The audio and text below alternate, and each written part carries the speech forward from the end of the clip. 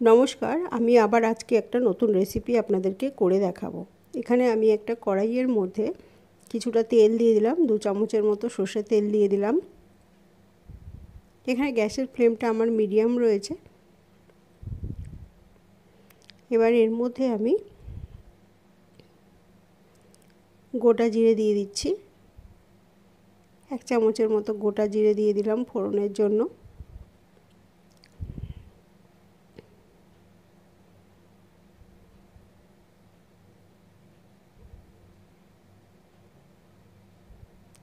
একটা শুকনো লঙ্কা আর একটা তেজপাতাকে চিড়ে দিয়ে দিলাম। 1 চামচ আদা বাটা দিচ্ছি আর 1 চামচ রসুন বাটা দিলাম। দিয়ে এটাকে ভালো করে আমি নাড়িয়ে ভেজে নেব।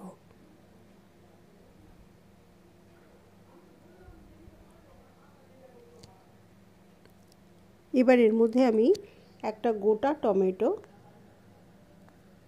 দিয়ে দিলাম। এটাকে আমি গ্রেট করে নিয়েছি, আপনারা চাইলে পেস্ট করে দিতে পারেন। ভালোভাবে এটাকে ভেজে নিলাম। নিয়ে এর মধ্যে স্বাদ মতো আমি নুন দিয়ে দিলাম, 1 চামচ হলুদ গুঁড়ো আর 1 চামচ লঙ্কা গুঁড়ো দিলাম। দিয়ে ভালোভাবে আবার মশলাটাকে আমি কষিয়ে নিচ্ছি।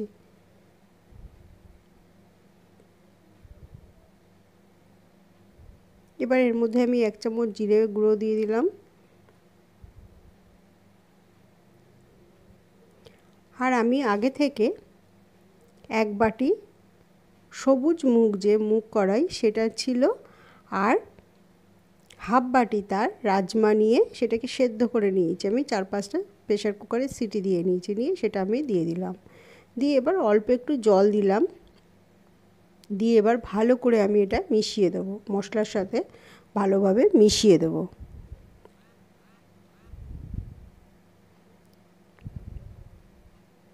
এবার আমি এর উপর থেকে একটু গরম মশলা ছড়িয়ে দিচ্ছি।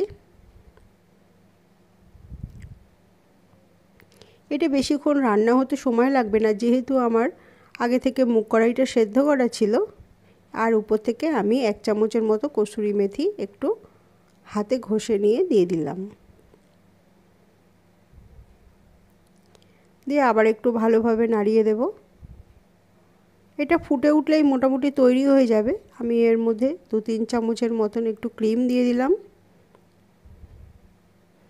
দিয়ে আবার ভালোভাবে একটু মিশিয়ে নেব এটাকে।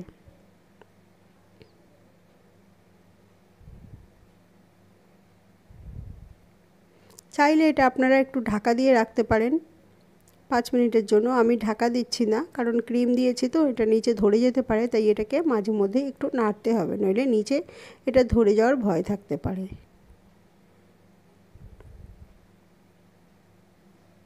আমি এবার মাখন দিয়ে দিচ্ছি, 2 চামচ মাখন দিয়ে দিলাম। এটা আমি যখন ফোড়ন দিয়েছিলাম তখন আমি এর মধ্যে তেল দিয়েছিলাম, সেইখানে আপনারা চাইলে মাখন দিতে পারেন। আমি স্বাস্থ্যের কথা ভেবে এত মাখন দিলাম না, আমি শেষে একটু মাখন দিলাম, তাহলে টেস্ট হবে খেতে। তাই আমার মোটামুটি তৈরি হয়ে গেছে ডাল মাখানিটা। এভাবে একবার বাড়িতে বানিয়ে দেখবেন, এটা অপূর্ব লাগে খেতে, অপূর্ব হবে। আপনারা একবার বানাবেন, বানিয়ে দেখবেন, যদি ভালো লাগে তাহলে একটা আমাকে লাইক এবং কমেন্ট করে জানাবেন। আর একটা সাবস্ক্রাইব করবেন। আপনারা ভিডিওগুলো দেখছেন কিন্তু সাবস্ক্রাইব করছেন না, এবং বেশি বেশি করে শেয়ার করুন, যাতে আমার চ্যানেলটাকে আমি আরও এগিয়ে নিয়ে যেতে পারি। আমি নামানোর আগে আবার একটু উপর থেকে একটু ক্রিম দিয়ে দিলাম। দিয়ে এবার তৈরি হয়ে গেছে। আমি এটা এবার পরিবেশনের জন্য প্রস্তুত করে ফেলেছি। একবার এভাবে বাড়িতে বানিয়ে দেখবেন, বানানোর অনুরোধ রইল। আর আমার ভিডিওগুলো যদি ভালো লাগে প্লিজ একটা সাবস্ক্রাইব করে দেবেন। আর সাবস্ক্রাইব করলে কি হবে, আমি যখন নতুন ভিডিও দিই সেগুলো আপনাদের কাছে আগে পৌঁছে যাবে। যদি ভালো লাগে তাহলে আমার পাশে থাকবেন। তৈরি হয়ে গেছে আমার ডাল মাখানি। আমি ক্রিম দিয়ে উপর থেকে ক্রিম ছড়িয়ে, এটা দেখতে ভালো লাগবে তার জন্য ক্রিম ছড়িয়ে দিয়েছি, দিয়ে পরিবেশন করেছি।